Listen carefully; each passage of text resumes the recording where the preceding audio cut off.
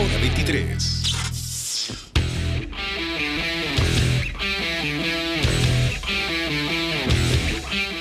¿Cómo están, amigas y amigos? Tengan ustedes muy buenas noches. Comenzamos Hora 23.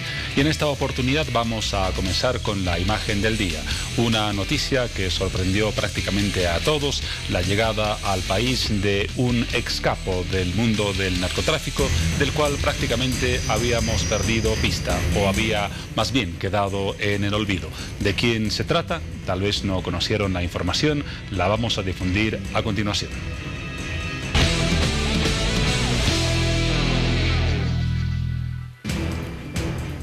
La imagen del día tiene que ver con este personaje. Se trata de Jorge Roca Suárez. Quizás el nombre no les resulte conocido a las nuevas generaciones. Lo vemos en imagen. Estuvo preso 27 años en Estados Unidos por una condena que llegaba a un total de 35 años. En la década de los 90 fue uno de los mayores narcotraficantes del país. Es sobrino de Roberto Suárez Gómez, el ex rey de la cocaína. Jorge Roca Suárez llegó al Aeropuerto Internacional de El Alto desde California. Estaba allí en una prisión norteamericana y fue trasladado inmediatamente a la cárcel de San Pedro. De acuerdo a una conferencia de prensa del ministro de Gobierno Carlos Romero, Jorge Roca Suárez fue extraditado para acabar de cumplir la pena que le impuso la condena de Estados Unidos, esta vez en Bolivia, y también para recibir un juicio por procesos abiertos en su contra en nuestro territorio, también por cargos de narcotráfico. La imagen del día entonces: Jorge Roca Suárez, el hombre que en algún momento fue comparado con el colombiano Pablo Escobar, está de vuelta en el país tras 27 años de cárcel en Estados Unidos. De él seguramente se va a hablar y mucho en los próximos días.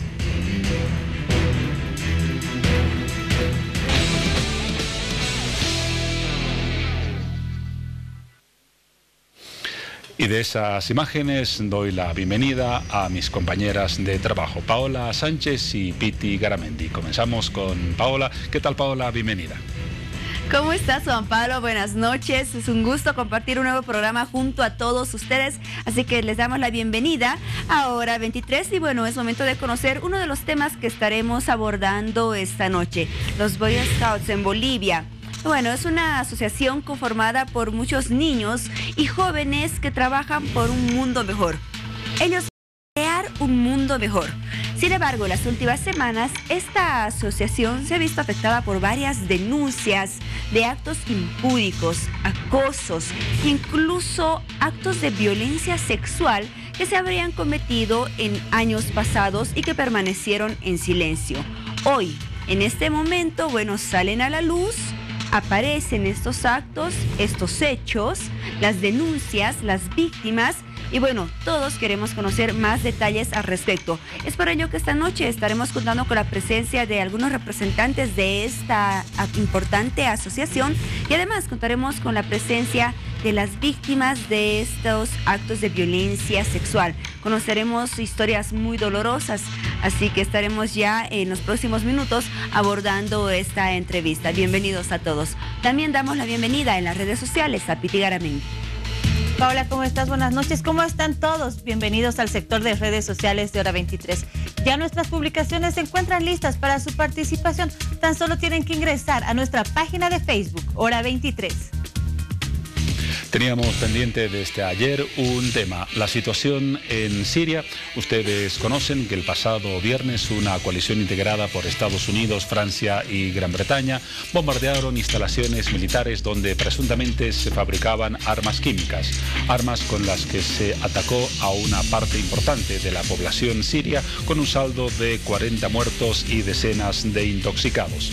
Escudriñaremos las características de ese conflicto: dónde está Siria, cuál es el origen de la guerra, quién está enfrentado al gobierno de Assad, cuál es el objetivo de la coalición internacional, qué papel cumple Rusia, aliado de Siria, en este contexto.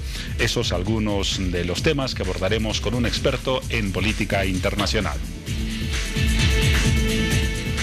Y en el país también nos ocuparemos de un tema que forma parte del interés del gobierno, de los trabajadores y de los empresarios y de la población en general. Las negociaciones para poner una cifra al incremento al salario mínimo y también al haber básico. Se han conocido las posiciones de los tres sectores y hoy nos ocuparemos de profundizar sobre el punto de vista de los empresarios, un sector que ha sido excluido de la negociación, al que el gobierno simplemente ha dicho que va a escuchar, mientras que en el caso de la Central Obrera Boliviana se han conformado comisiones de trabajo, se ha iniciado el diálogo en el transcurso de las últimas horas y va a proseguir en los siguientes, hasta tener un resultado luego de que se conoció una amplia agenda de demandas del máximo organismo sindical del país. ¿Cuál es la perspectiva de los empresarios ante este trato disímil, bien con unos, abierto con unos, cerrado con otros? Conoceremos su criterio al respecto. Bueno, retrocedemos hasta el 10 de abril, fecha en la cual se da a conocer todas estas denuncias de acosos, de actos impúdicos, actos de violencia sexual en contra de varios integrantes de la Asociación de Boy Scouts, hechos que se habrían registrado en pasados años. Bueno, después de conocer esta noticia de que varios Boy Scouts habrían sido abusados sexualmente, el Ministerio Público anuncia que se iniciará las investigaciones. El fiscal departamental tomó conocimiento sobre el caso que dio a conocer la Red Bolivisión y afirmó que se comenzarán las acciones correspondientes para dar con él a los responsables de encubrir por varios años hechos de abuso sexual al interior de los Scouts en la ciudad de La Paz. Haciendo ese seguimiento de noticias, pues sabemos que muchas denuncias que no llegan al Ministerio Público y llegan a todos los medios de prensa, es de interés de nosotros hacer el seguimiento respectivo y no podía ser todo lo contrario con este caso que realmente ha llamado la atención del Ministerio Público. Yo he instruido en este momento a los fiscales de materia a hacer el seguimiento respectivo y lo que nos interesa es llegar a la verdad material de este hecho. Nosotros como Ministerio Público tenemos familia, somos padres de familia, no vamos a permitir que se vulneren los derechos de ningún niño, niña y adolescente y vamos a actuar en el marco de la legalidad. Lo primero que vamos a hacer es realizar las acciones preliminares y veremos lo que resulta más adelante. De igual manera, la Fuerza Anticrimen llamó a más víctimas si las hay a realizar su denuncia y adherirse a esta investigación. Es importante que las personas que han sido víctimas de estos hechos se apersonen a su policía. Aquí van a recibir no solamente la protección que requieren, inclusive contamos con un equipo que hace terapias de contención y desde luego vamos a perseguir penalmente a los responsables de estos hechos. Asimismo, la autoridad anticrimen llamó a los padres de familia a conversar más a menudo con sus hijos, esto para que situaciones similares sean denunciadas en su debido tiempo. Importante que los padres de familia tengan plena convicción acerca de las actividades que realizan nuestros hijos en estas instituciones que efectivamente no tienen fines de lucro, pero que en definitiva han probado tener algún tipo de relación desde el punto de vista de la pedofilia y de la pederastía. Entre tanto, el día nuevamente se hizo presente en la base de los Scouts de la ciudad de La Paz. Sin embargo, no encontramos a nadie quien pueda brindarnos alguna información sobre lo que actualmente está sucediendo.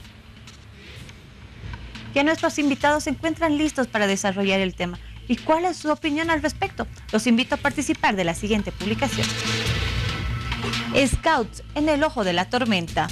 Denuncia de abusos a instancias nacionales de la organización de Scouts, sin ningún resultado. ¿Cuál considera el motivo para que estas denuncias no se den curso?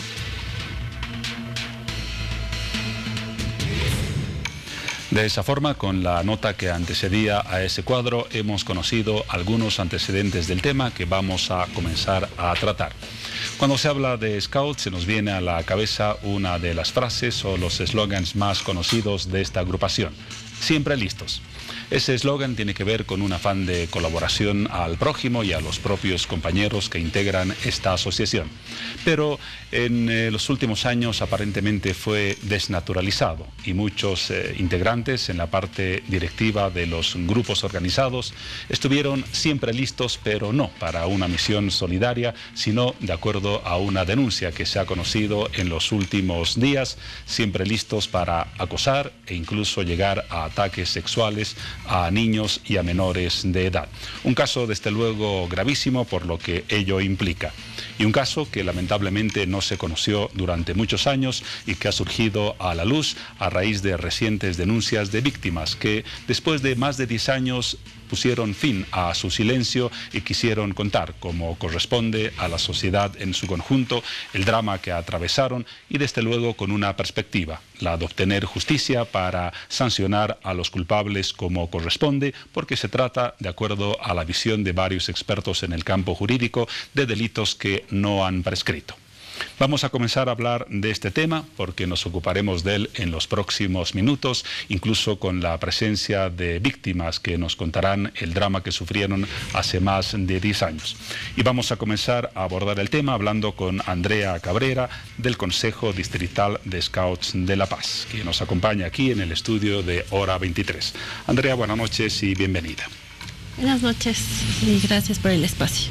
¿Qué ha tenido que suceder para que después de 10 años recién salga a luz este tema con los antecedentes que acabo de mencionar? Bueno, sí, nosotros al igual que toda la opinión pública hemos estado asombrados e indignados con lo que ha sucedido. Nosotros, bueno, hemos tenido conocimiento del caso y de lo que ha sucedido a través de las víctimas que justamente se han puesto en contacto a través de los medios de comunicación para dar a conocer estos temas. Y bueno, hemos tenido la oportunidad también de hablar con ellos, de conversar con ellos y de conocer también un poco más en detalle qué ha sido lo que ha ocurrido. Estamos hablando exactamente de qué tipos de actos. Se ha hablado de violaciones, ¿qué más? Bueno, de acuerdo a lo que hemos hablado con las personas afectadas, se habla de un tema especialmente de abusos sexuales que han ocurrido por parte de un dirigente en específico con un grupo de muchachos que han participado de actividades scouts, ¿no? Hace 10 años, como mencionaba. Un dirigente en la ciudad de La Paz. Un dirigente que ha sido parte del movimiento scout y que, bueno, lastimosamente ha incurrido en estos actos a pesar de que, bueno, nosotros al portar la pañoleta, a llevar nosotros el escultismo, nosotros somos personas dignas de confianza, pues lo que deberíamos ser, ¿no? Pero lastimosamente es lo que ha ocurrido. ¿Se trata solamente de un dirigente? En La Razón, por ejemplo, hoy se publicaba la versión de que serían 2 los acusados por este tipo de delitos. Bueno, son casos, de acuerdo a lo que hemos hablado también con los chicos, hay un primer caso de este dirigente en específico que ha incurrido en actos, en estos actos de violencia sexual, específicamente con los beneficiarios que en ese momento estaban en una etapa de exploradores, ¿no? Que es una edad entre los 11 y 14 años. Pero también se nos ha alertado acerca de 2 casos también en los que, bueno, también ha habido un tema de violencia sexual ya con chicos en una etapa un poco más adulta y también con una niña, ¿no? Que es lo que también hemos ahora identificado a través de las denuncias y con la apertura también de los chicos que se han acercado a nosotros para poder hacer estas denuncias, ¿no? Lo que también vale la pena aclarar es que nosotros como Consejo Distrital nos hemos informado de esto que ha ocurrido y bueno, los chicos han mencionado y nos han mostrado también respaldos de que ellos en su momento se han acercado también al Consejo Distrital para hacer estas denuncias, ¿no? Para alertar en lo que había pasado. Lastimosamente en ese entonces no se tomaron acciones y bueno, nuestro Consejo Distrital se renueva cada 2 años, ¿no? Hacemos una asamblea en la que elegimos a los voluntarios que van a hacerse cargo de este trabajo y bueno, esta gestión que estamos ahora nosotros, que somos un equipo totalmente nuevo, hemos tenido el contacto con los chicos y les hemos demostrado a ellos la predisposición abierta, totalmente abierta de poder apoyarlos, de poder acompañarlos en este proceso que es muy doloroso para ellos, pero estamos aquí dispuestos y estamos al servicio de ellos para lo que ellos necesiten, para brindar la información que haga falta y tomar las acciones que sean necesarias. 1, para alejar a estas personas del movimiento, para que ya no ocurran los casos que se hayan dado y 2, también para prevenir cualquier situación que se pueda dar. 2 precisiones antes de conocer aquí en los estudios de Hora 23 precisamente el testimonio de las víctimas. Estos hechos, estamos hablando, se realizaron exactamente ¿en qué año? Entre el 2002 y el 2003. Entre el 2002 y el 2003. Y segunda aclaración, cuando usted se refiere a violencia sexual, estamos hablando de toques impúdicos, de insinuaciones e incluso de violación. ¿Es correcto? Bueno, lo que hemos hablado con los muchachos, estamos hablando de que hay una situación, bueno, de manoseo, el tema de, bueno, de que han sido obligados a masturbarse y principalmente eso, ¿no? O sea, de ser vistos sin ropa, por ejemplo, ese tipo de actos. Ahora, antes de ir a lo anunciado, realmente ha pasado demasiado tiempo. ¿Cómo es posible que durante tantos años nadie haya conocido y haya denunciado públicamente el tema y haya presentado la denuncia como corresponde ante la justicia? Bueno, algo que nosotros también hemos estado analizando y viendo esto, porque como le digo, ha sido un tema que nos ha sorprendido a todos, el hecho de que no hayamos podido identificar, pero la persona que realizaba este tipo de actos tenía un modus operandi ya bastante claro, ¿no? O sea, un proceso en el que identificaba un cierto grupo vulnerable, se aseguraba de estar solo, se aseguraba de que los chicos no vayan a decir nada. Entonces era una manera en la que él también se aseguró de que esto no salga, ¿no?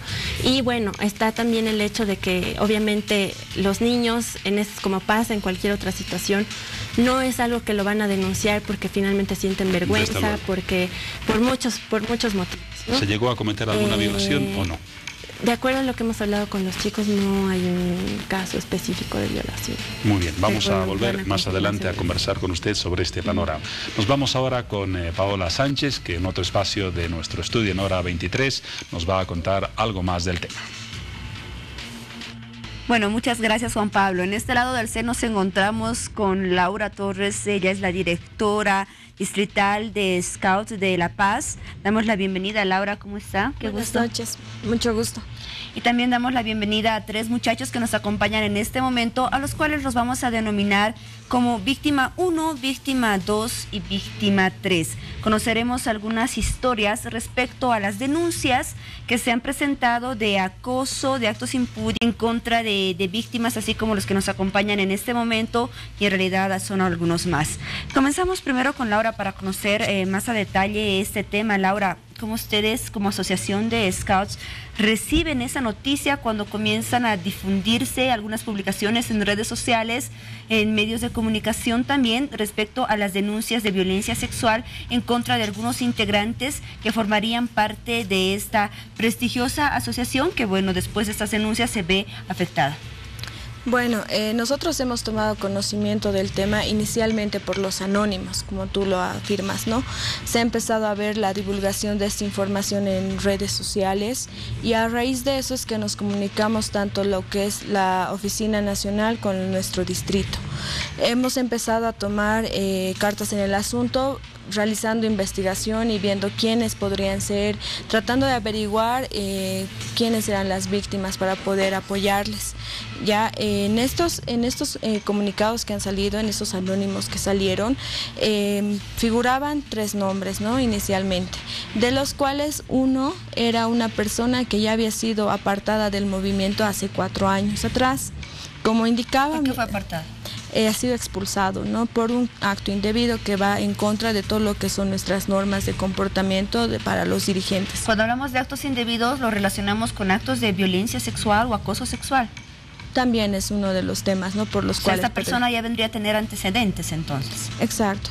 Nosotros, al realizar la revisión de la documentación con la que contamos en el distrito, identificamos esa carta, ¿no? En la cual el consejo de su grupo, hace la expulsión de esta persona. Ya posterior a ello ya hemos podido entrar en contacto con las víctimas, gracias a Dios, para poderles brindar el apoyo correspondiente. Cada uno de nosotros en el Distrito Scout La Paz, tanto lo que son los dirigentes, los mismos beneficiarios, que también conocen del caso algunos que están en edades adultas, y los padres de familia, nos sentimos consternados, ¿no? Al poder identificar que un caso como este, tan grave, ha podido suscitarse en nuestra institución. ¿Ya? También nosotros hemos tomado cartas en el asunto, realizando una serie de reuniones, ¿no? Donde ya hemos visto qué podríamos hacer, cómo podríamos ayudarles, cómo podríamos colaborar y así ayudar a que esto se esclarezca y llegar a un punto de justicia, ¿no? Ahí también hemos tenido una reunión ya con la Oficina Nacional, con representantes de la Oficina Nacional que han venido aquí a la ciudad de La Paz, en donde se ha aseverado que en el momento en que nosotros identifiquemos personas que hayan sabido del tema y no lo hayan denunciado, van a ser apartadas de nuestra institución, van a ser expulsadas por haber encubierto, por así decirlo, ¿no? Por haber ocultado algo que hubiera podido ayudar a darles justicia y tranquilidad a los muchachos. Tendrían cierto grado de complicidad, ¿no es cierto? Exacto. Bueno, hasta el momento, hasta que se conoce estas denuncias, ¿cuáles son las medidas de control que ustedes adoptaban y qué otras medidas se suman de ahora en adelante para que los dirigentes o cualquier persona que esté a cargo, a frente de los niños o jóvenes que conforman la asociación de Boy Scouts puedan tener los padres, los mismos niños que ingresan a esta asociación, la certeza de que son personas sanas de mente, personas de buenas intenciones, personas que cumplirán esa misión de formar a estos niños y jóvenes para construir un mundo mejor, que es uno de los lemas y objetivos principales de la asociación? Es así. Las garantías que estaríamos dando nosotros de aquí en adelante es que vamos a implementar una serie de test psicológicos a todos los dirigentes de manera periódica para poder identificar posibles desviaciones, ¿no? Porque nosotros decimos que necesitamos recursos adultos, gente adulta que tenga estabilidad emocional para poder dar apoyo y educación a los jóvenes, ¿no? No puede ser cualquier persona la que esté a cargo de los niños, jóvenes y adolescentes con los cuales trabajamos. Entonces se está implementando esto. Ya teníamos este trabajo con algunos grupos, pero ahora se lo va a hacer de manera general. Ya en todo el distrito se va a manejar este tema. Así también estamos implementando una serie de requisitos adicionales a los que ya teníamos, ¿no? Como solicitar los antecedentes policiales de cada uno de los dirigentes como respaldo de que estamos trabajando con gente que no tiene ningún tipo de problema con la sociedad, ¿no? Así también nosotros vamos a implementar lo que son talleres de trabajo con los niños y también con los adultos. En la parte de adultos me refiero a los dirigentes y a los padres de familia también, para que así ellos puedan saber cómo tienen que trabajar este tema. Como ya les habíamos comentado también, ningún niño o adolescente va a venir tan fácilmente y te va a explicar que le está pasando o está viviendo violencia sexual, ¿no? O le están acosando. Entonces es un trabajo muy grande que tenemos que realizar y que vamos a ponerle mucho empeño y mucho trabajo para poder encontrar este tipo de anomalías y poder hacer algo en su momento. Muy bien, Laura, continuaremos conversando los próximos minutos porque ahora hacemos una pausa, ya que es momento de conocer aquellas historias que vivieron las víctimas de esta situación. Las hemos denominado como víctima 1, 2 y 3. Comenzamos con la víctima 1, que justamente está a mi lado izquierdo. Y bueno, yo quiero preguntarte, ¿en qué momento tú ingresas a la asociación de Boy Scouts? ¿En qué año y por qué motivos decides formar parte de esta asociación? Buenas noches. Yo ingreso a los Scouts desde muy pequeño, desde que tenía 5 años, 6 años. Primeramente yo ingreso, como todo padre, ¿no? Para que se pueda inculcar en buenas costumbres, que se pueda aprender para ser una persona mejor, ¿no? En ese entonces, para mí ha sido muy bonito todo lo que es correspondiente a los Scouts. Me han enseñado muchos valores, me han enseñado a ser una persona responsable, gentil, amigable. Yo creo que los valores que todo padre quiere que aprenda uno mientras va creciendo. Sin duda. Y en toda esta labor que cumplías dentro de la asociación de Scouts, ¿en qué momento cambia la situación, cambia toda la visión que tú tal vez tenías respecto a esta asociación? Y bueno, comienzas a sufrir, a ser víctima de esos actos tan desagradables y que sin duda son muy dolorosos. Bueno, yo cuando tenía 22 años, yo estaba en la etapa de los Roberts. Es una etapa en la cual, los Scouts se dividen en novatos, exploradores, pioneros, y cuando una persona ya es un poco mayor, entra a esta fase que se llama los Roberts. En esta parte, los Roberts están decidiendo si van a ser dirigentes o se van a apartar, digamos, tal vez del escultismo. Yo personalmente he ido a compartir con una de estas personas una bebida. se me hacía nada extraño, estamos compartiendo normal. Y llega un momento en el cual me invita y pierdo el conocimiento. Esto pasa más o menos por el 6 de agosto.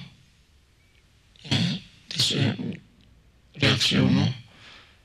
Estaba en la esquina donde él vivía, por aproximaciones del Catanas. Estaba en la esquina y reaccioné. No podía moverme. Mis brazos no me respondían, ni mis pies. Y yo le decía que pare, ¿no? Balbuceaba. Ahí reacciono balbuceando que me deje de tocar, porque él me estaba tocando de una forma muy inapropiada. Me estaba tocando mis genitales, me metía las manos por todo lado. Yo le digo de que basta, que me suelte. Con pocas fuerzas que tenía, logro empujarlo, le doy un puñete. Y es aquí donde él me dice si estaba seguro de lo que estaba haciendo. Yo asustado me voy a mi casa, trato de correr, trato de caminar lo más que puedo. Y él me sigue, me agarra de mi mano, me quería llevar a su casa, me decía que me quería llevar, en pocas palabras. Yo voy a mi casa, le cuento apenas a mi mamá, me dejo entender con ella, porque no podía pronunciar muchas palabras. Me descanso esa noche, pero no reacciono al día siguiente como cualquier persona en la mañana. Reacciono en la noche del día siguiente. Y todavía no me respondían muy bien, no tenía muy buenos reflejos de mis manos, de mis pies. No podía hablar muy bien, no podía reaccionar rápido. Y llego al distrito Scout, le comento esto a uno de mis compañeros, me dan en ese momento su apoyo, y llega un momento, pasa un tiempo, y voy a encararlo a esta persona, y le digo de que todo lo que me había hecho. Me encaro. No podía soportar estar en la misma sala porque era difícil para mí, porque lloraba cada vez que pensaba o me acordaba de eso. Le digo de que se aleje del escultismo, que quería que se aleje de mis amigos, quería que se aleje de las personas que estaban en ese momento en los Scouts, y le digo de que se vaya. Pasó un tiempo, pero no había sido así. Él había seguido impartiendo las funciones como dirigente. Y bueno, eso es lo que pasó. ¿Alguna vez esta situación que te tocó vivir se repitió? ¿Tuviste que tal vez aguantar en varias ocasiones o durante varios años? No, esto a mí me pasó en 2011. Posterior a lo que vuelve esta persona al escultismo o continúa dirigiendo, entonces que yo me aparto porque también me expulsan del movimiento. Muy bien, es tan solo un poco de la historia de la víctima 1 y vamos a hacer una pausa en esta entrevista porque al retornar de estos cortes comerciales estaremos conociendo 2 historias más, así que esté muy atento. Estamos abordando acerca de esta situación de la Asociación de Scouts en Bolivia, que tiene varias denuncias de abuso sexual que se habría cometido en los pasados años en contra de los integrantes. Ya volvemos. Bueno, iniciamos un nuevo bloque de Hora 23. En el anterior conocíamos la historia de la víctima 1 respecto a lo que sucedió hace algunos años en la Asociación de Scouts. Es momento de conocer la historia de la víctima 2, a quien también le pregunto cuánto tiempo formó parte de esta Asociación de Scouts, cuáles fueron los motivos por los cuales decidió ingresar y cuál es su historia. Bueno, buenas noches. Yo he formado parte de los Scouts a partir del año 2003, si no recuerdo, hasta, bueno, cuando ya he cumplido la mayoría de edad, he pasado por la etapa Roberts y demás.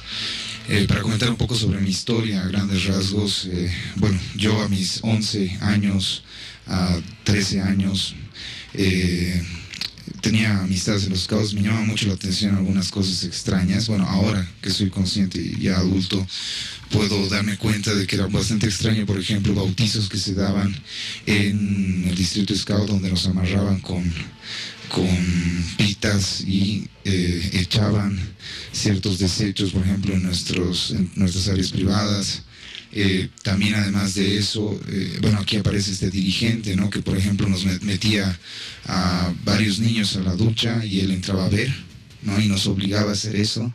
Él mismo incluso manoseaba nuestras partes, justamente bajo la idea de que era un bautizo, por ejemplo. Pero todo llegó a un límite en el momento en que o sea, separaba a ciertas personas, a ciertos niños que eran vulnerables, mayormente, posiblemente por ciertas imágenes paternas tal vez que no habían, porque uno en esa etapa ve a los dirigentes, puede colocar como una imagen paterna y demás, y trataba de explicar ciertas cosas sobre educación sexual, ¿no? Pero en realidad lo que hacía era mostrarnos pornografía, y llegado un momento obligaba a todos a que podamos masturbarnos. Pero no solo terminaba en eso, ¿no? Él apagaba las luces y de una manera bastante perturbadora, si se puede decir, llegaba a masturbar a las personas. En lo personal, a mí me sucedió una situación bastante fuerte en la cual yo estaba en una carpa, y en la carpa él entró abruptamente, la cerró, nos obligó junto a mí y a mi compañero a echarnos al frente de dos sleepings y de imaginar, y son sus palabras, de que existían ahí dos niñas y que nosotros teníamos relaciones con ellas. Eran las niñas que más nos gustaban, algo así. En caso de no hacerlo, él iba a cortar todo tipo de amistad y decir a nuestros padres de familia que éramos malcriados, que hablábamos disparates. Bueno, utilizaba toda una serie de manipulación psicológica para hacer todo esto, ¿no? A partir de eso, él dentro de la carpa agarra y me dice, por ejemplo, date la vuelta, y empieza a manosearme todo el cuerpo y me empieza a masturbar. Esto en lo personal quedó reprimido por muchos años. Y bueno, puedo decirlo después, cuando ya cumplimos 18 años, nosotros, bueno, yo personalmente, por mi formación en psicología, logro captar que en toda esa etapa se ha dado un tema de alcoholismo con bastantes víctimas. ¿Por qué este tema del alcoholismo? Porque justamente entre las víctimas nos reuníamos a veces para tomar, y era a través del trago que se vehiculizaba o que salían estas cosas, ¿no? Y era una manera de desahogo en ciertos momentos, en distintas situaciones, ¿no?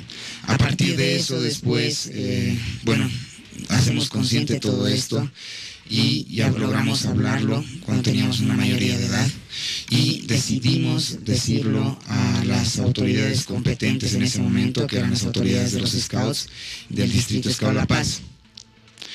El momento en que lo hacemos, primero lo hacemos con una persona que era el director distrital en ese momento.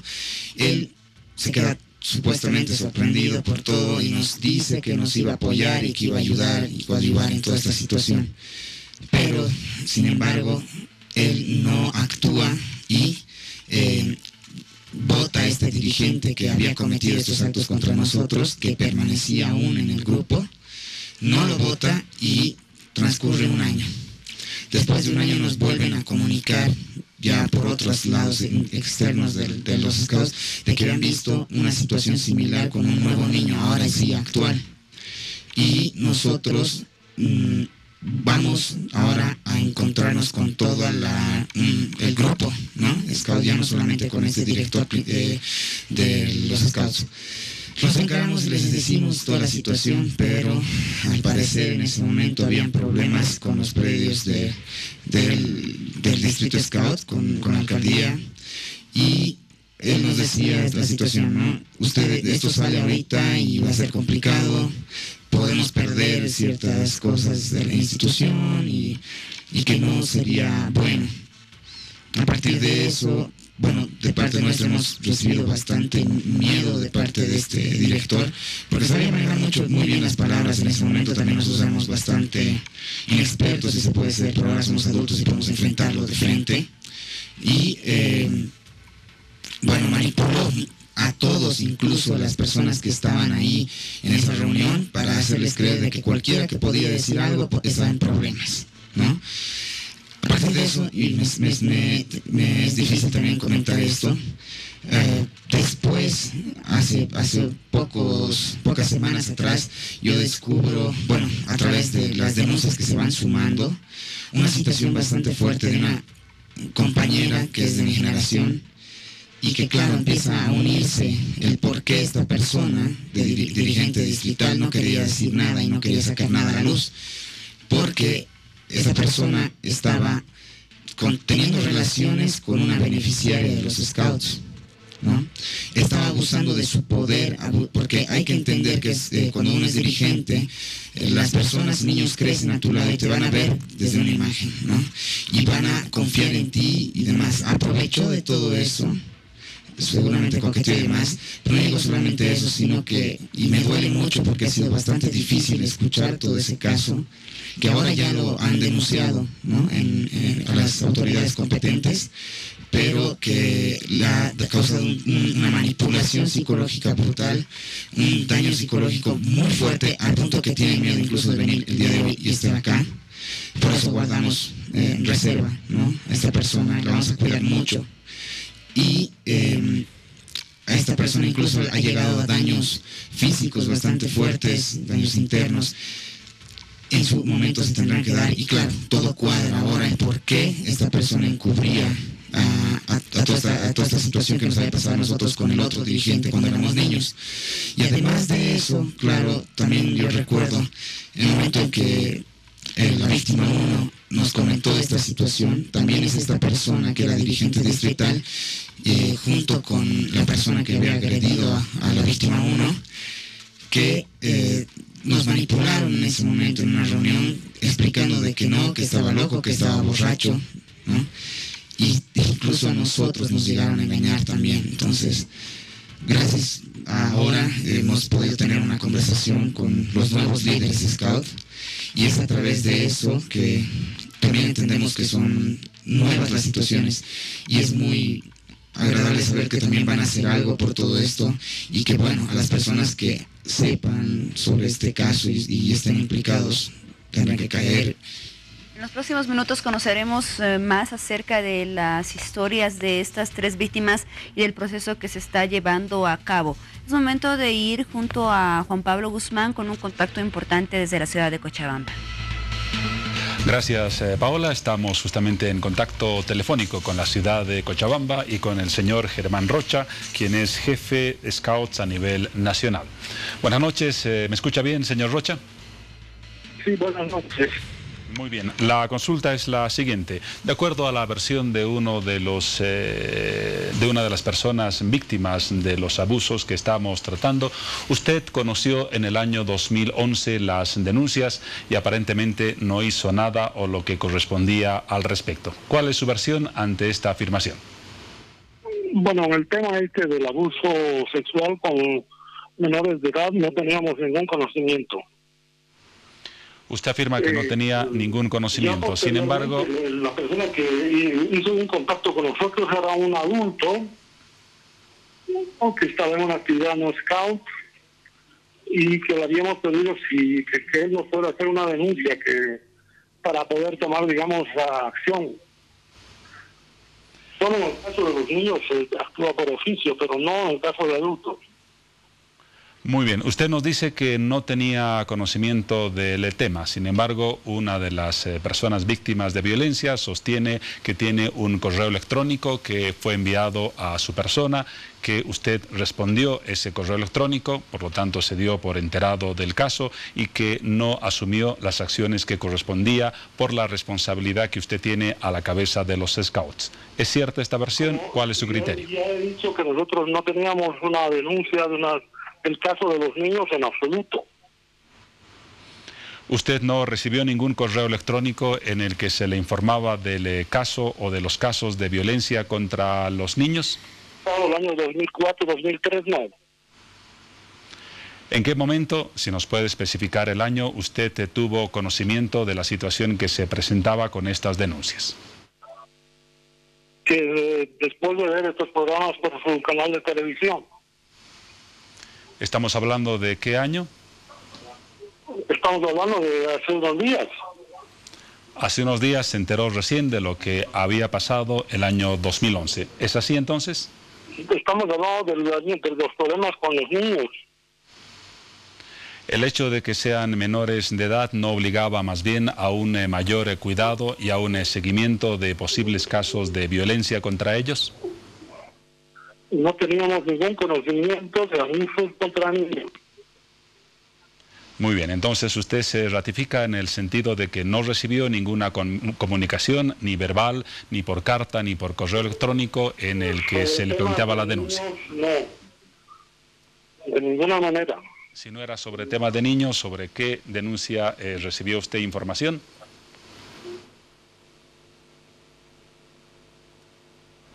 ¿Me escucha, señor Rocha? Le he dicho que nosotros el problema del abuso sexual contra menores de edad no teníamos conocimiento.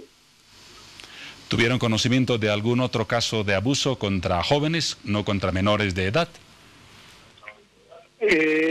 Una persona sí se comunicó con nosotros, que era ya un adulto, pero él dijo que iba a iniciar las acciones legales por su cuenta y no quiso presentar una denuncia para que podamos actuar nosotros. ¿Existió en algún momento un compromiso de su parte de excluir de los scouts a las personas que habían sido denunciadas, señaladas o sospechosas de cometer algún acto de violencia sexual? Por supuesto, nosotros ya hemos hecho un comunicado oficial, apoyando a todas las víctimas, los hemos apersonado a la Fiscalía como víctimas y como coadyuvantes del proceso, porque nos interesa que se haga justicia. ¿Es usted consciente de que en un proceso judicial podría ser acusado de omisión en el cumplimiento de sus deberes? Por supuesto, pero eso lo van a tener que probar. Muy bien. Entonces, de acuerdo a su perspectiva, no tuvo conocimiento del caso de abuso o de violencia sexual a menores. ¿Cuál es su posición en el caso del juicio que se ha abierto y que posiblemente incluya su testimonio para dar una versión de lo que sucedió en los casos de violencia sexual? Como ya le he dicho, nos hemos apersonado como víctimas y como coadyuvantes en el proceso, porque nos interesa que se llegue a la verdad y que evidentemente se haga justicia con las personas que hubiesen cometido estos delitos. Por último, señor Rocha, es obvio que los niveles de control y de seguridad de los niños y jóvenes no eran los ideales en la asociación que usted preside. Evidentemente, estamos hablando de cuestiones que han pasado en un grupo Scout. Nosotros tenemos como 1000 dirigentes y 7000 niños, y la realidad nos está mostrando que tenemos que mejorar, modificar y tomar muchísimas más acciones de prevención para crear realmente un ambiente seguro para nuestros niños y jóvenes. Muy bien. Estamos trabajando en ello. Muy bien, gracias señor Rocha. Hemos hablado así vía teléfono con Germán Rocha, jefe de los Scouts a nivel nacional, a quien agradecemos su punto de vista. Volvemos ahora con Paola Sánchez.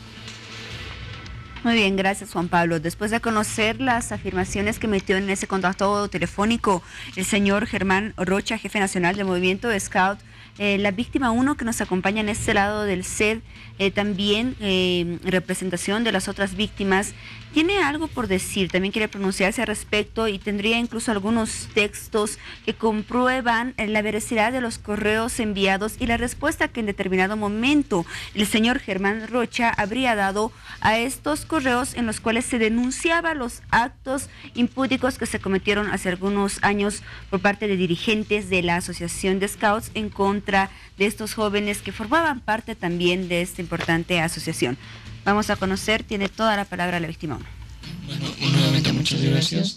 Primeramente, quisiera decirles que es muy irresponsable lo que asevera el señor Germán, debido a que no se puede minorizar un acto en el cual, si bien tiene conocimiento respecto a una persona que está cometiendo actos indebidos contra la humanidad de una persona que es afín al movimiento, y que yo en ese entonces era beneficiario porque era Robert, indica de que yo, por ser adulto, no va a hacer nada.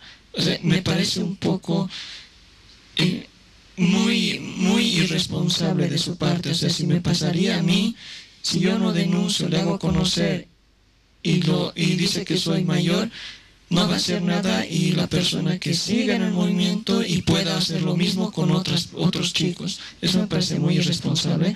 Acá tengo la carta que le envié el 25 de mayo del 2011, donde yo le doy a conocer de todo lo que me ha pasado explícitamente, ¿no? sin dejar ir ningún detalle, hasta lo que esta persona me confiesa en un determinado momento antes de que me invite la bebida.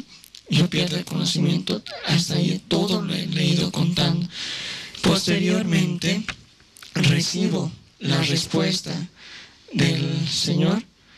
¿En qué fechas usted recibe la respuesta? El mismo 25.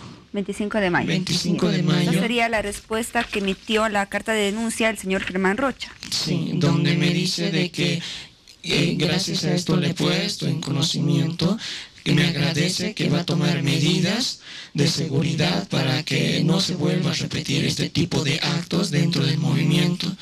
Es entonces en el que yo me confié debido a que he tenido en ese momento un poco de respaldo, ¿no? Me he sentido apoyado en ese momento. Pasa que vuelve esta persona, hay un consejo distrital, vuelvo a encarar al representante, del consejo distrital en ese entonces, porque este señor seguía en el movimiento. Esto yo le debía pasar acá en 2012. Posterior a ello voy y les digo de que no puede estar esta persona en el movimiento, y esta tercera persona me dice de que si yo sabía de algún hecho o acto anterior, me convertía en cómplice, me convertía en encubridor. O sea, utiliza lo que me pasa a mí para poder, como se dice vulgarmente, taparme la boca o callarme la boca. Pasado viernes ustedes tuvieron una reunión con el señor Germán Rocha, el jefe nacional del movimiento Scout. Ustedes pudieron mostrar estas pruebas que tienen del correo enviado y la respuesta que dio, y si fue así, ¿cómo él explica la existencia de estos correos o de estas pruebas que tiene? ¿Alguno de ustedes que quiera dar la respuesta, tal vez? A ver, buenas noches. El día viernes sí, efectivamente, hubo una reunión con varias dirigentes del Distrito Scout y además personas del Consejo, entre ellas estaba don Germán. Efectivamente, cuando se le ha preguntado, él dijo que no sabía inicialmente del tema de menores, que respecto a este tema había recibido una llamada, ¿no? Eso fue lo que le indicó.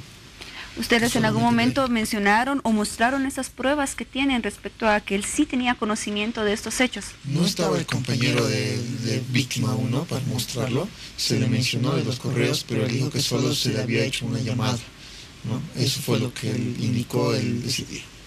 Muy bien, gracias por responder, víctima 3. ¿Algo más por decir, víctima 1? En la carta, si bien es necesario recalcar, si bien explico todo lo que me pasa, al final, si usted ve, digo el nombre de la persona, la cual, la identifico a la persona que me agrede a mí, y teniendo conocimiento de esto, debería haber presentado o dar un respaldo para ver qué medidas en ese momento se iba a hacer. Muy bien.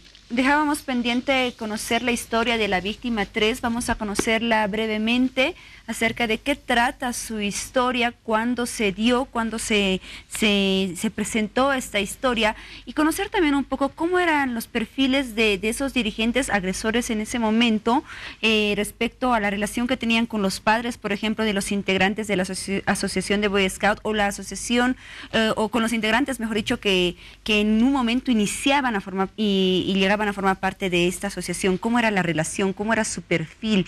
Vamos a conocer esa historia. Bueno, primero para comentar un poco el contexto de todo,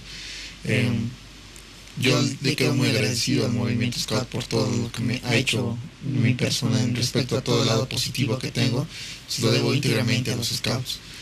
Es importante señalar que muchos de los que hemos sido víctimas de esta persona cuando éramos niños, veníamos de familias en un estado de riesgo, ¿no? Muchos hijos de madres solteras, padres divorciados, de muchos hermanos, entonces situación de riesgo, por lo cual depositábamos nuestra confianza en el movimiento y en los dirigentes que estaban a cargo de ellos, ¿no? Fue que este dirigente se ganó nuestra confianza, ¿no? Y como hablas del tema de su personalidad, obviamente era una persona muy carismática y muy querido, ¿no? O sea, él se hacía querer con padres, con dirigentes y con los beneficiarios, ¿no? Esa era la forma en la que él ganaba tu confianza para luego poder hacer los actos, ¿no? Era una persona que generaba confianza incluso con los padres de estos integrantes que luego fueron víctimas. Esta persona, por ejemplo, ahora ustedes saben qué es de esta persona, qué es de estos agresores. Mira, mi agresor, no sé bien lo que ha sucedido con él hasta el día de hoy, después de que, bueno, lo sacaron del movimiento por la ventana. Tal vez alguna vez lo hemos visto en la calle, yo lo he visto alguna vez, obviamente por obvias razones no pasamos más que a cruzar miradas, pero no he vuelto a tener un contacto con él. Muy bien, hacemos una pausa en esa entrevista, continuaremos conociendo más al respecto en el siguiente bloque. Espérenos, ya volvemos.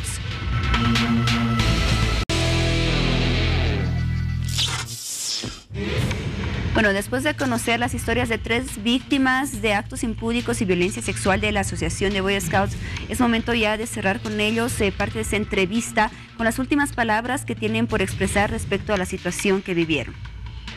Bueno, un poco para concluir, quisiera dar un mensaje a los padres que tengan mucho cuidado. Sabemos que mi agresor también ha estado creando un grupo de aventura, ¿no? de chicos aventureros, obviamente con niños, ¿no? Que algunos ex-scouts, otros no, entonces mucho cuidado con eso. Y por otro lado, nos sentimos ya apoyados por el movimiento Scout. Hemos tenido la palabra de don Germán de que él realmente iba a tomar cartas en el asunto, y así igual el distrito, entonces nos sentimos apoyados por ese lado. Justamente desde ese tipo de óptica queremos ver, se han comprometido en que cualquier persona que tenía conocimiento y que había sido de alguna manera podía haber encubierto o haber tenido el mínimo conocimiento sobre esto, iba a ser expulsado de la Asociación Scout Mundial. Entonces eso nos garantiza algo, pero me parece muy extraño ciertas cosas, porque el momento en que nosotros hemos dado la denuncia al jefe del distrito Scout La Paz en ese momento, en ese entonces, yo creo que cualquier institución tiene una vía o una línea de comunicación y que mínimamente tiene que llegar hasta la cabeza, ¿no?, de la institución, ya sea aquí en Bolivia como la nacional. Entonces, bueno, en las investigaciones se darán a conocer desde dónde y quiénes son los que tienen sabían sobre esto, y bueno, la justicia se hará ver en ese momento. Y por último, invitar a cualquier persona. Es muy difícil para para cualquier tipo de víctima el poder expresar y venir y decir todo esto, pero es importante que sumen sus denuncias, vengan y hablen sobre esto. Hay datos, y por profesión, en la profesión que yo tengo, sé por ejemplo que, bueno, es casi nulo las víctimas, por ejemplo, de violaciones en hombres que se registran incluso en la policía y demás.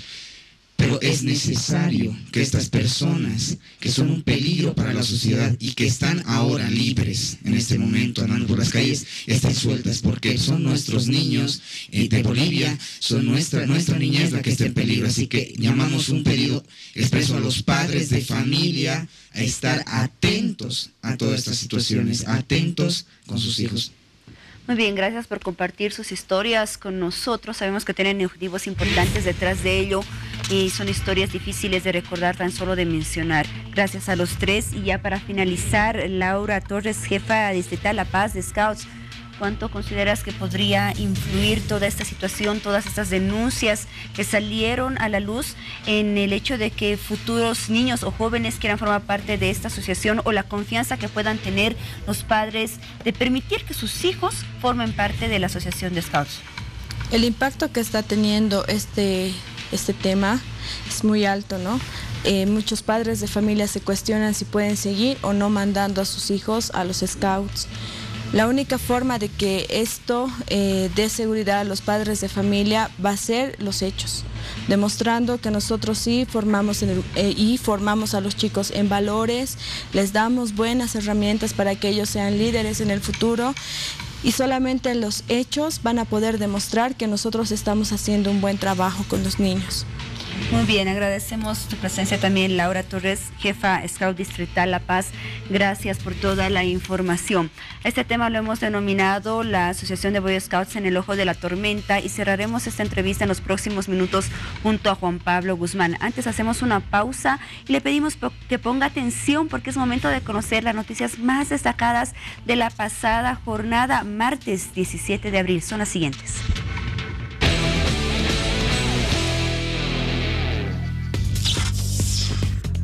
Considerado por las fuerzas antinarcóticos de Bolivia como un pez gordo del narcotráfico, Jorge Roca Suárez, conocido como Techo y Paja, retornó este martes a Bolivia y fue inmediatamente conducido por la policía al penal de San Pedro de la ciudad de La Paz. Se trata del sobrino de Roberto Suárez Gómez, el denominado rey de la cocaína, quien, recordemos, propuso pagar sin éxito la deuda externa de Bolivia en los años 80.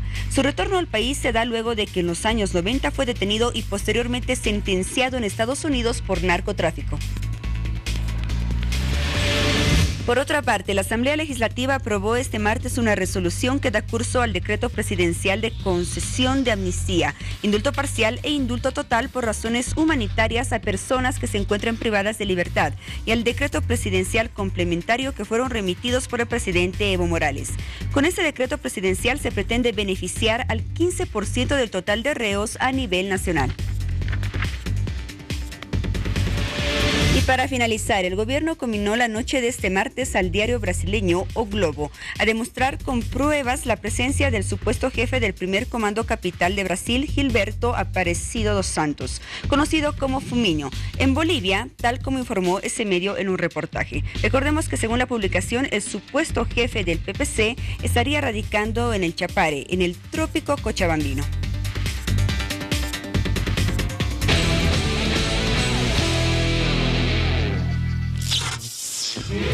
Y ya para el cierre del tema de los Scouts, una sola pregunta, la última a Andrea Cabrera. Todo lo sucedido, me imagino, ha obligado a tomar medidas de mayor precaución en el trato de los dirigentes con los jóvenes. En el sistema de educación regular, por ejemplo, está prohibido que un maestro o una maestra esté a solas con un alumno o una alumna. ¿Van a hacer algo similar? ¿Qué medidas se van a adoptar? Sí, bueno, el movimiento ya tiene algunos reglamentos, algunos protocolos que se están implementando, y que obviamente se va a hacer un seguimiento mucho más fuerte a su implementación. Y por otro lado, como mencionaba también Laura, se va a solicitar documentos de respaldo a los dirigentes para poder identificar también cualquier situación que se pueda dar. Y especialmente vamos a trabajar en el tema de prevención, porque algo que hemos identificado es que necesitamos empoderar a los niños y a las niñas para que ellos también sean una fuente de alerta, ¿no? Que ellos se sientan seguros para poder denunciar, para poder hablar sobre esto. ¿Tenía que haber pasado lo que pasó para que se tomen estas medidas? Hay varias cosas que las hemos ido implementando, pero sí, obviamente, tal vez no con la fuerza que nosotros debíamos haberlo hecho. ¿no?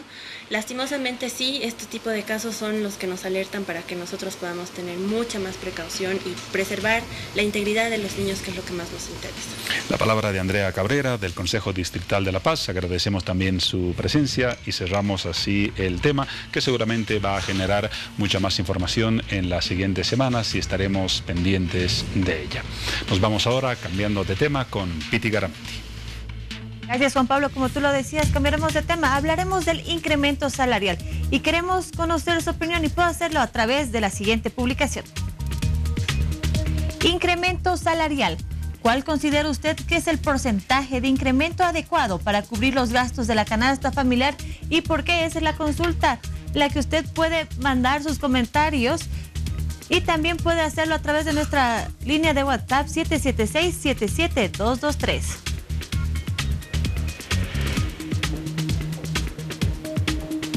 Son las 0:07 en Hora 23 en Bolivisión y en todo el país, y nos ocupamos de otro de los temas que anunciamos al principio de nuestro programa.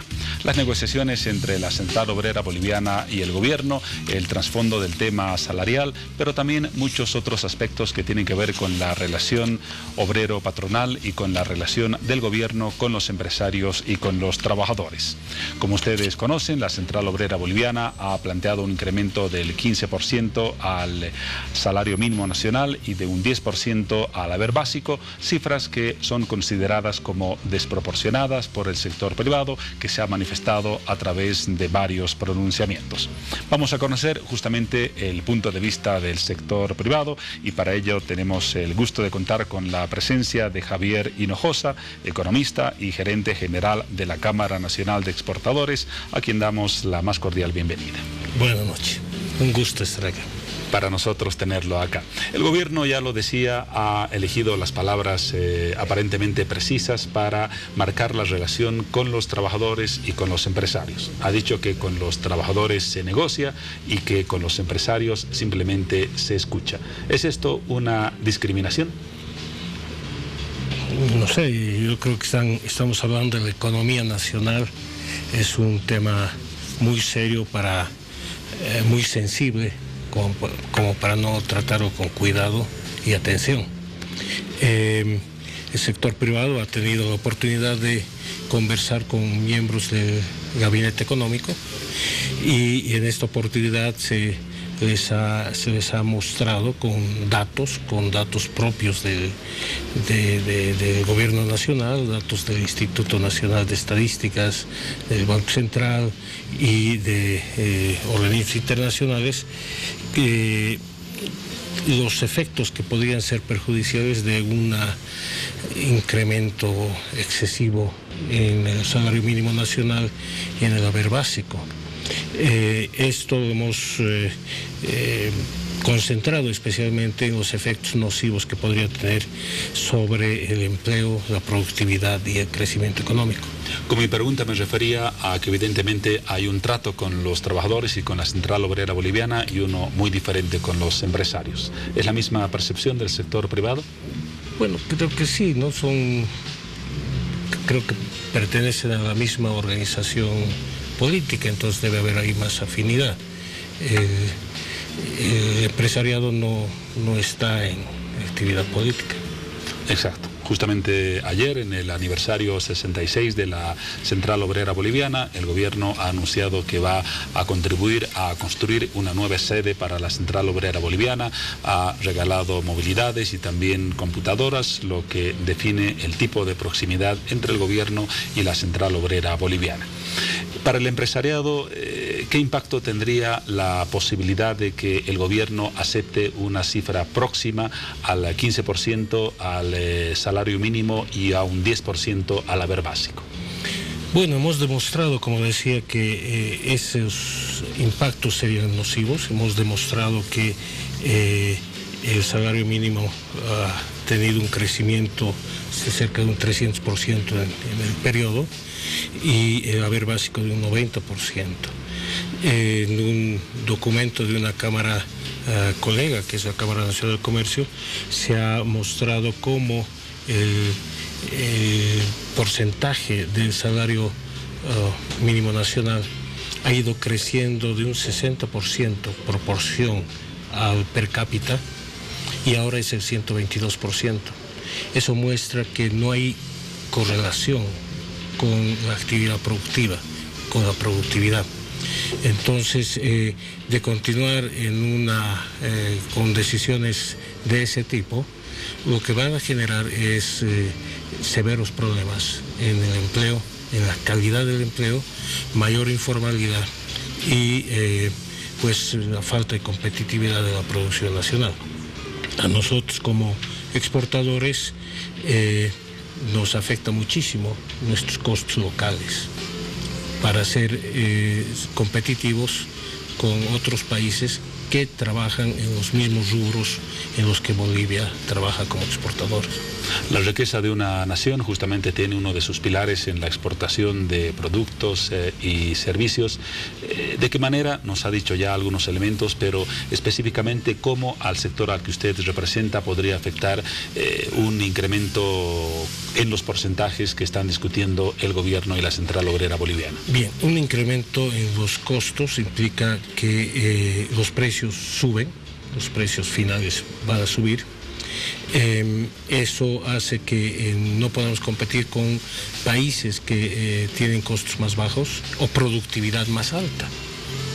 Lo que ha sucedido y también se ha demostrado al gabinete económico es que los salarios han subido nominalmente, pero la productividad se ha estancado o en algunos casos se ha reducido.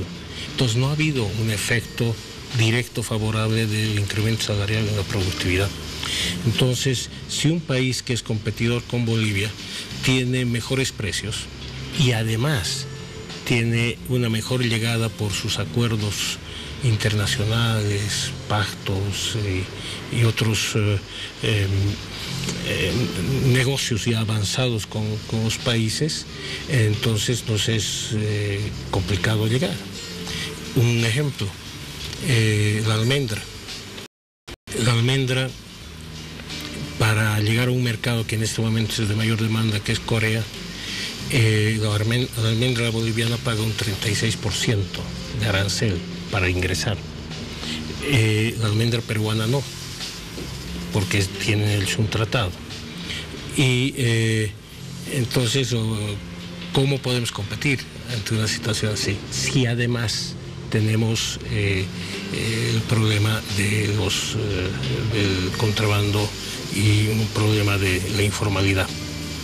Ante esa visión, el gobierno sostiene que la economía tiene un alto crecimiento, es el más alto de la región, que el sector privado tiene suficientes ganancias y que por lo tanto no habría el impacto que el sector económico privado sostiene ante una posible alza salarial en los niveles establecidos. ¿Es real esta afirmación?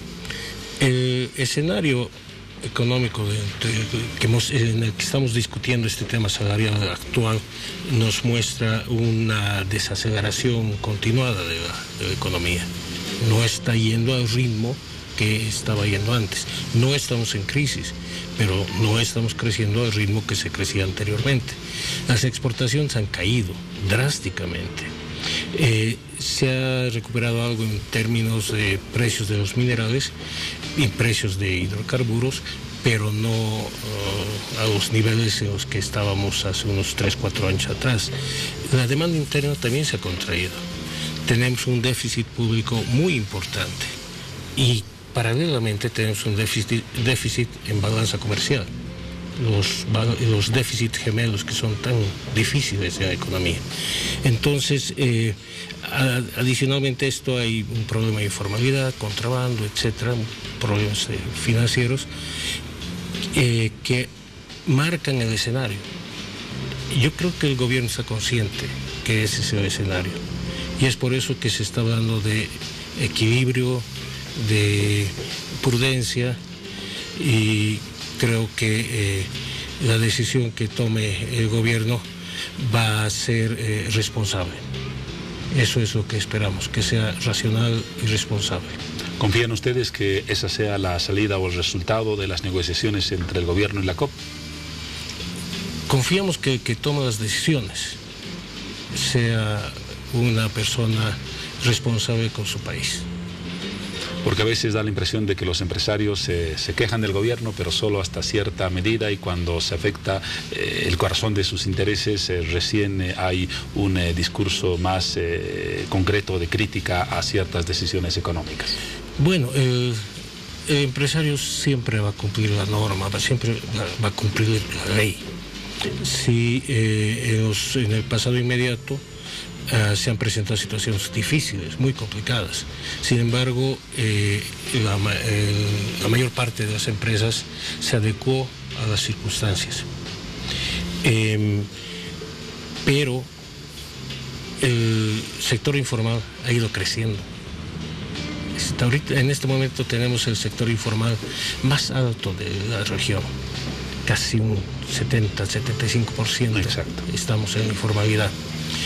El impacto salarial discutido con la COP llegaría a lo sumo a un 25-30% de personal obrero trabajador del país.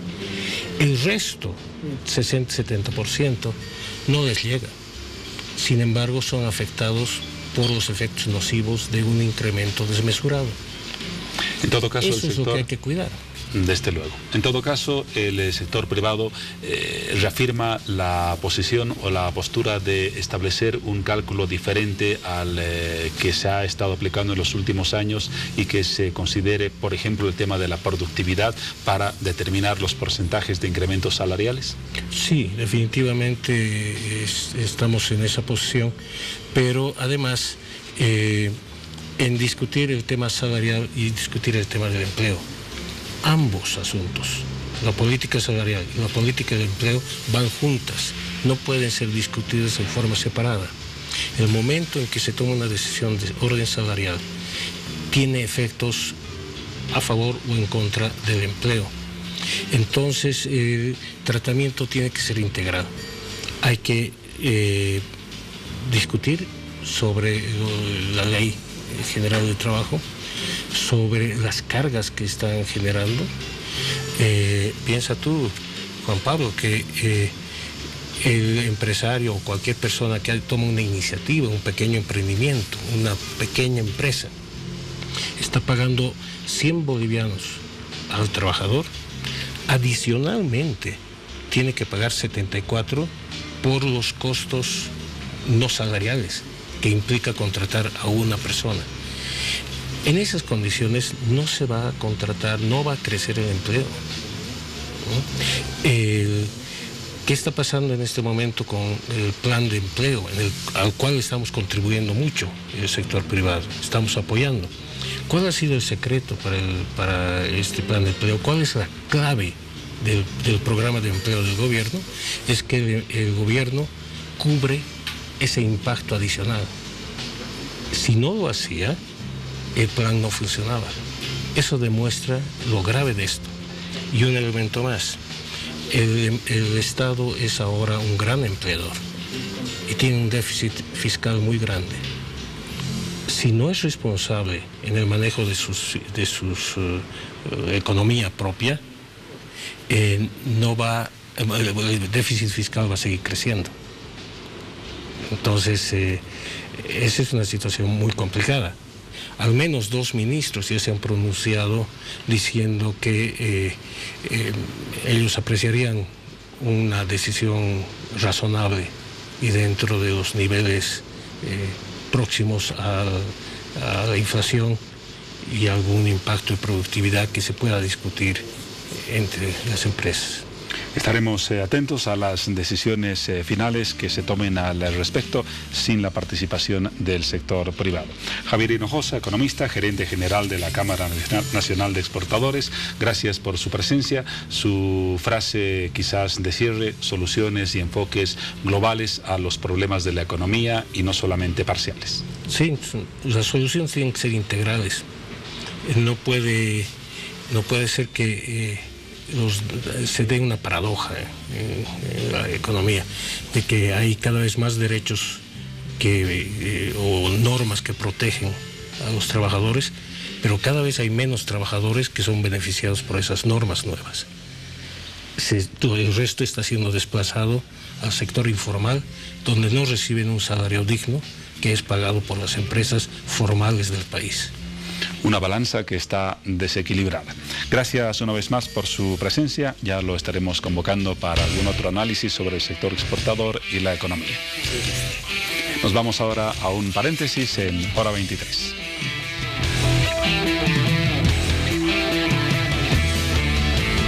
Volvemos con ustedes y con un tema que ha generado interés, que lo ha concentrado en realidad a nivel internacional, la situación en Siria, particularmente después del ataque de una coalición integrada por Estados Unidos, Francia y Gran Bretaña el pasado viernes. Algunos antecedentes del tema en la siguiente nota antes de nuestra entrevista.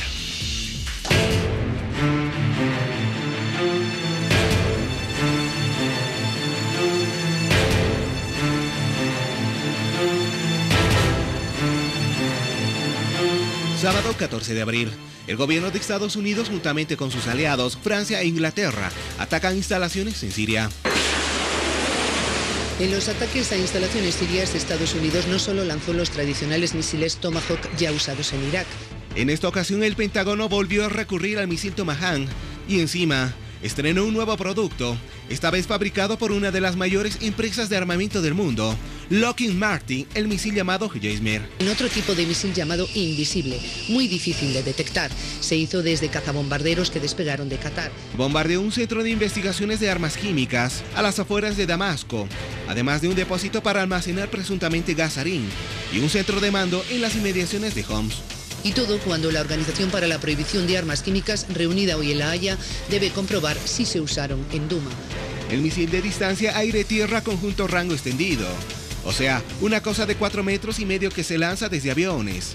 Lleva media tonelada de explosivos y tiene un alcance de 1000 kilómetros. Y es de ahí que es de donde viene lo de rango extendido, el Jaemer, que se guía por satélite, lo que produce que los misiles acierten mejor. Nuevos datos del ataque llevado a cabo el sábado pasado por Estados Unidos, el Reino Unido y Francia contra Siria. Además de los misiles Tomahawk, se probaron otros de nuevo diseño, invisibles para los radares. Según el gobierno de Estados Unidos, el bombardeo a Siria fue por el presunto ataque con gas letal tóxico del régimen Bashar al-Assad contra su propia ciudad el pasado 7 de abril, en el que probablemente murieron más de 40 personas. Hoy las autoridades sirias han llevado de la mano a un grupo de periodistas al hospital en el que supuestamente fueron tratadas las víctimas del ataque del pasado 7 de abril. Según Donald Trump, el propósito de la acción es marcar una fuerte disuasión contra la producción, propagación y el uso de armas químicas. Además, calificó como vital para los intereses de seguridad nacional estadounidenses. Asimismo, afirmó que Washington y sus aliados están preparados para mantener esta respuesta hasta que el régimen sirio acabe con el uso de agentes químicos prohibidos. Por su parte, el presidente sirio Bashar al-Assad denunció el pasado domingo la campaña de falacias y mentiras contra su país por parte de Estados Unidos y sus aliados ante el Consejo de Seguridad de la ONU, después de la ofensiva lanzada por Washington, Londres y París contra posiciones gubernamentales en Siria. Siria es un país con muchas perspectivas, ahora está en ruinas. Su industria está destruida en un 80%, mientras la producción de petróleo se redujo en un 45%. Hace poco el país era uno de los líderes del mundo árabe. Su economía avanzaba con éxito y era una nación autosuficiente e independiente. Muchos expertos comparten la opinión de que existen motivos económicos latentes que Estados Unidos persigue, donde señalan que aunque Siria no es un proveedor y exportador de petróleo, al lado se encuentran Irán y diversos territorios sirios que cumplen una importante función desde el punto de tránsito energético. Hasta hace poco, Siria ha sido uno de los pilares de estabilidad en Oriente Medio, además de las reservas y el potencial del país árabe. Siria es una plataforma estratégica donde colisionan los intereses de Estados Unidos y Rusia, en particular los planes ambiciosos del presidente Bashar al-Assad para transformar a Siria en un nuevo centro de energía en Oriente Medio. Con la ayuda de Rusia no daban tregua a Washington. Uno de los proyectos que al parecer también molestó a Estados Unidos fue el acuerdo de $10.000 millones firmado por Irak, Irán y Siria en 2011 sobre la construcción de un gasoducto con capacidad de 110 millones de metros cúbicos de gas al día. Otro detonante de la prolongada guerra en Siria fue un acuerdo en 2003 entre Moscú y Damasco para desarrollar nuevos yacimientos de petróleo, de nuevo sin la participación de las multinacionales occidentales. Tras el ataque de Estados Unidos a Siria, el ministro de Asuntos Exteriores de Rusia enfatizó que las acciones de Estados Unidos en Siria son una provocación deliberada y que la Casa Blanca carece de una comprensión exacta de la situación en el país árabe. Por su parte, el presidente Vladimir Putin advirtió este domingo que si Washington toma nuevas acciones contra Damasco se produciría inevitablemente un caos en las relaciones internacionales, provocando tensos roces.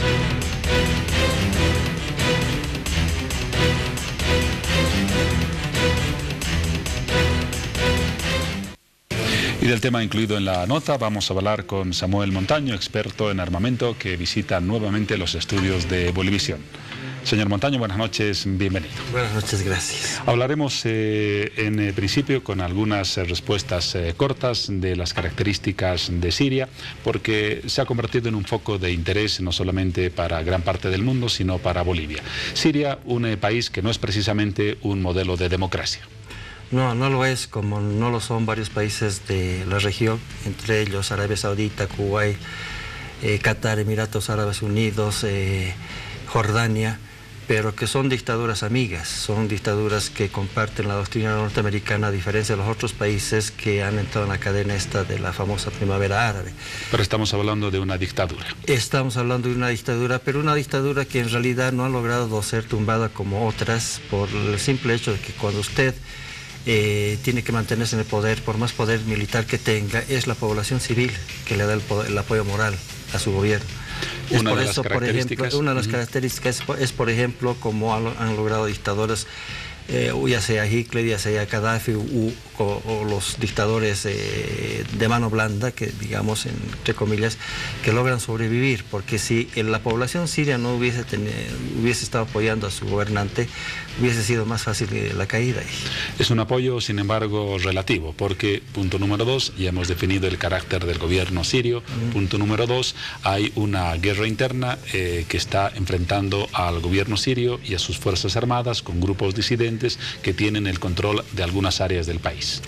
Bueno, en realidad, más que grupos disidentes, hay que definir exactamente por qué sucede esto en Siria. Siria no es exportador ni importador de petróleo, no es una potencia petrolera, pero sí es una potencia en la parte geopolítica, geográfica y geoestratégica muy importante, porque Siria llega a convertirse en un punto clave para el famoso tránsito de todos los oleoductos que vayan a venir de la mayor parte del Medio Oriente, incluida Arabia Saudí. La definición, por ejemplo, la política de los 4 mares de Arabia Saudí, de Siria, que dominaría prácticamente el tránsito de hidrocarburos, no solamente en las costas del Mar Negro, en las costas del Mediterráneo, el Mar Caspio y el Golfo Pérsico, que abarcaría incluso hasta Azerbaiyán. Si se daba esto de convertir en Siria en una potencia del tránsito de hidrocarburos, el comercio inclusive en el canal de Suez iba a afectar al mismo Egipto, y tarde o temprano Arabia Saudí hubiese tenido que preferir el territorio sirio para transportar todo este petróleo y a través de Turquía llegar al resto de Europa. Y eso hubiese sido un fuerte golpe económico a todas las empresas que hacen el transporte del petróleo, incluido a Egipto. Por eso Egipto en alguna medida ha apoyado este ataque. Partimos desde ahí. La importancia geopolítica de Siria. Esa es la importancia. Pero sí hay un conflicto armado interno. Ya, ahora bien, ¿cuándo se inicia el conflicto armado interno? Cuando supuestamente hay el levantamiento de las masas, entre comillas, en Damasco y en otras localidades, Homs, Alepo, en Siria, y que son encabezadas, ha sido una injerencia muy directa por el ex embajador Robert Ford y Eric Chevalier, francés. Estados Unidos y Francia, que encabezan las marchas, encabezan los movimientos. Estados Unidos los reconoce, y actualmente el que fue embajador en Siria, Robert Ford, reconoce la injerencia norteamericana, y la reconoce porque él declara, entre comillas, no sabíamos que íbamos a llegar a este tipo de conflictos, cierre comillas. Pero la diferencia, porque cuando usted ve, lo que vemos no son imágenes movidas, no son filmaciones, son fotografías de gente que se concentra en las plazas, masas grandes de gente que ahora no están para derrocar al presidente Bashar al-Assad. Y el mismo ex embajador Eric Chevalier, francés, reconoce cuando Hillary Clinton confesa New York Times, dice entre comillas, nosotros hemos provocado el conflicto en Siria para los beneficios estratégicos tanto de Israel como Estados Unidos y el conflicto se nos ha ido de las manos, cierre comillas. Usted ha hablado de una injerencia de Estados Unidos, pero también es justo reconocer que hay una injerencia rusa, que Rusia es aliada del régimen sirio, lo protege e incluso le provee armamento y también directamente cobertura logística para operaciones militares contra los grupos rebeldes. Necesariamente tendría que haber una injerencia o una presencia rusa, porque ese es el juego de poder que se da en el tablero en todas partes del planeta. Porque si bien Siria está siendo apoyada por Rusia, no hay que descartar y ver el bloque que es mucho más ancho en la parte de Occidente, no solamente Estados Unidos, Inglaterra y Francia, es prácticamente todo el bloque de la OTAN. Los países que son millonarios, que tienen mucho poder económico en el Golfo Pérsico, Arabia Saudita, Qatar, Emiratos Árabes, Bahrein, incluso Omán, Kuwait, Jordania, que tienen un poder económico, y lo han expresado el rey Abdullah antes de morir, de que sí o sí Arabia Saudita iba a financiar todo lo que significaba el conflicto en Siria. Y es una contradicción. Acuérdese usted esa famosa conferencia de prensa antes de que el rey Abdullah muera, porque ahora gobierna su sobrino en Londres, frente a la BBC, que los periodistas de la BBC tuvieron el valor cuando él decía, caramba, vamos a apoyar a la caída del dictador en Siria, y se levanta la BBC y pregunta, decir, no hay una contradicción, porque usted habla de derrocar a un dictador y usted es otro dictador en su país, con igual falta de derechos humanos, que no tiene nada que envidiar, por ejemplo, al gobierno de Pinochet, porque Arabia Saudita es una verdadera dictadura, y no nos enteramos mucho de lo que sucede en Arabia Saudita porque los medios occidentales no lo informan. Esos son los antecedentes del panorama geopolítico en Siria y de los involucrados en el conflicto. Hablemos ahora del reciente ataque a la población civil, por lo menos así ha sido denunciado por parte del régimen sirio, supuestamente más de 40 víctimas mortales y decenas de intoxicados. Y existen antecedentes de que el régimen sirio utilizó entre el año 2011 y 2012 armas químicas contra la población civil, la que corresponde a los grupos rivales al gobierno de Bashar el-Assad. Por lo tanto, el representante Christopher Busby del Centro de Estudios para la Contaminación Radiológica y Química de la Unión Europea demostró desde el 2011 que hasta el día de hoy no ha habido pruebas contundentes de que realmente es el gobierno sirio que haya utilizado armas químicas. Y aquí hay que mencionarlo, los antecedentes muy claros. Cuando se inicia el conflicto, y prácticamente ha sido un conflicto que en el gobierno de Barack Obama, en los primeros años, se estimaba que este conflicto no iba a pasar de los 3 o 6 meses. Pero la campaña empezó a durar, se empezó a extender, porque la capacidad no solamente militar, sino en cuanto al apoyo político que tiene Bashar al-Assad, eran lo suficientemente fuertes como para aguantar esta guerra civil. Y han pasado 6 años. Y han pasado 6 años. Y no olvidemos entonces el famoso 2012. Julio del 2012, y están en todos los medios de prensa, conferencia Hillary Clinton, Barack Obama, donde hacen la famosa primera amenaza a Bashar al-Assad de decirle no use armas químicas, entre comillas, porque Estados Unidos, la OTAN y el mundo va a intervenir, porque sería, entre comillas, algo trágico. Primera advertencia. Agosto del 2012, nuevamente se repite la frase del presidente Barack Obama en conferencia de prensa: no pasen, entre comillas, la línea roja de usar armas químicas, porque eso va a obligar al mundo a intervenir en Siria por los derechos humanos, etcétera, etcétera. Diciembre del 2013, nuevamente viene la amenaza. Agosto del 2013, aparecen las armas químicas en Siria. Hay un revuelo, Estados Unidos organiza que se va a atacar a Siria, la sexta flota, la séptima flota se concentran frente a las costas, el portaaviones Charles de Gaulle francés, los ingleses todos preparados, pero no se hace el ataque. ¿Por qué? E interviene uno de los funcionarios, Peter Kaiser, de las Naciones Unidas, que dice: un momento, hechas las primeras indagaciones, primero que hay un trágico error que cometió esta vez Estados Unidos, que cuando se hace la denuncia del uso de armas químicas, 2 semanas antes el dictador Bashar al-Assad invita a Naciones Unidas a inspeccionar las áreas de combate para verificar la presencia de armas químicas. Por tanto, no había lógica que las utilice. Y segundo, Peter Kaiser dice: no toquen ni a Siria ni a Estados Unidos, aquí hay un brazo largo que se llama Arabia Saudí. Y Arabia Saudí es la que había supuestamente financiado los componentes para la fabricación de armas químicas que vinieron desde Alemania. a lo que el Parlamento alemán convocó a Angela Merkel para dar explicaciones que en tiempos de paz, cómo es que Alemania se había permitido la venta de estos químicos, no solamente en Arabia Saudita, sino a la misma Siria. Ahora usted nos dice con estos antecedentes que Siria no ha utilizado armas químicas. ¿Usted cree que no las utilizó en el ataque que ha provocado la reacción de la comunidad internacional? Yo estoy de acuerdo con la definición de varios analistas de la OTAN en sentido de que las amenazas de Barack Obama hacia Siria de no utilizar armas químicas en realidad no eran amenazas, sino una invitación indirecta a la parte rebelde de usen armas químicas para provocar la intervención de Occidente y cambiar el curso de la guerra. Porque, a ver, este último acontecimiento, Duma, prácticamente era uno de los últimos bastiones de los rebeldes. Y si usted revisa todas las informaciones, incluso de Naciones Unidas, ya había un convenio entre el principal dirigente de los rebeldes con el gobierno sirio para poder retirarse de la localidad. Entonces, no tiene lógica, si están prácticamente venciendo el último bastión de los rebeldes, que cometan el error de usar armas químicas. ¿Duda usted que hayan utilizado armas químicas? Yo dudo. Y si las han habido, dudo que haya sido del gobierno sirio. Dudo mucho. Pueden haber sido de la otra parte para hacer implicar a Occidente en esta acción militar. Es muy posible. No olvidemos que los mismos pretextos semejantes se utilizaron para intervenir Irak, para intervenir Libia. ¿Se acuerda usted? Y ahí están las declaraciones de Mary Colvin, la periodista Mika Yamamoto del Japón, de Japan Press, el Michael Hastings, periodista norteamericano, que cuando nos hacían la CNN y otros medios de prensa, caramba, miren lo que está haciendo Gaddafi, que matando a la gente, la Plaza Verde en Benghazi, bombardeos. Y estos periodistas cuando se encargan de decirle a Hillary Clinton, pero aquí no está pasando esto. Sí están viniendo, pero son nuestros misiles.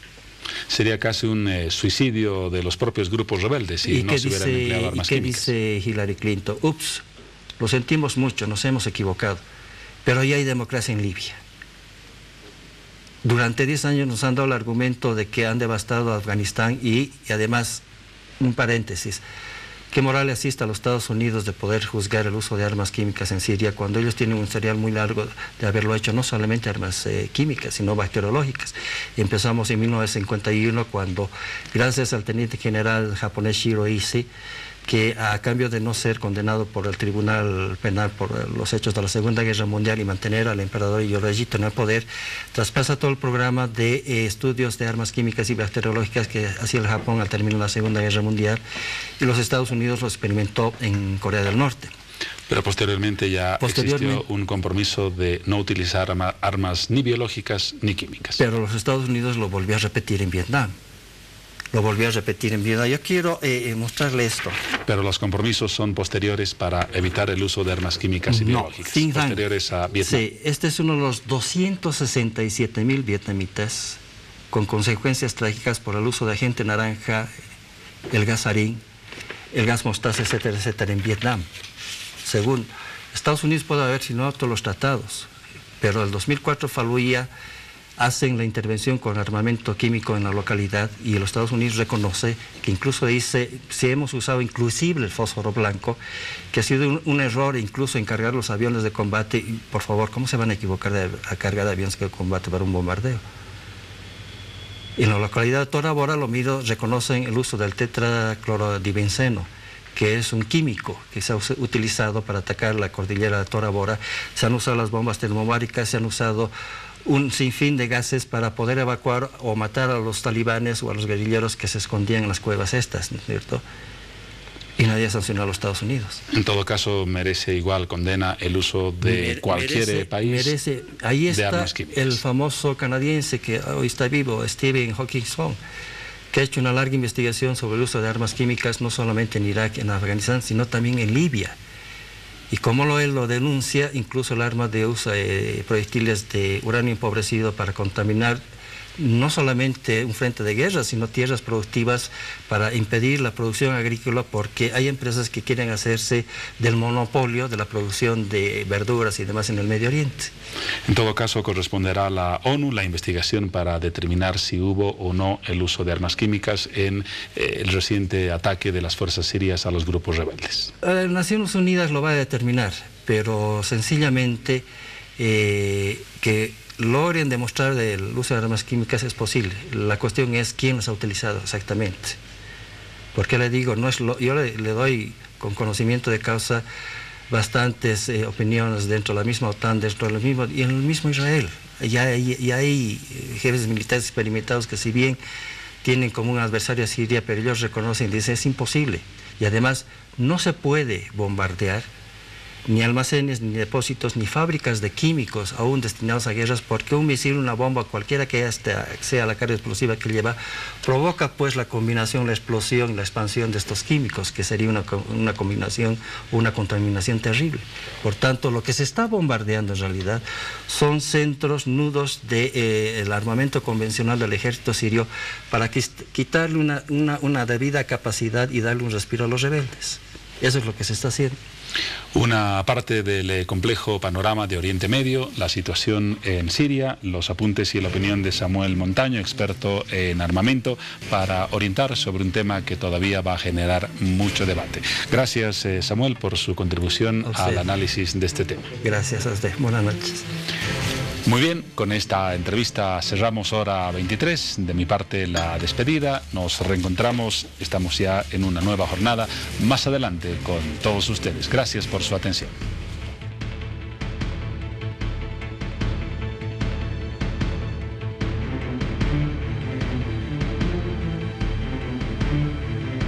Gracias por habernos acompañado a un programa más. Que tengan un excelente descanso. El reencuentro dentro de unas horas. Chao, Paola. Bueno, adiós Piti, adiós Juan Pablo. Llegamos al final de Hora 23. Nos reencontramos de acá a unas horas en nuestro programa de miércoles, como siempre, abordando temas relacionados con el área de la salud. Familias bolivianas, que tengan un excelente descanso.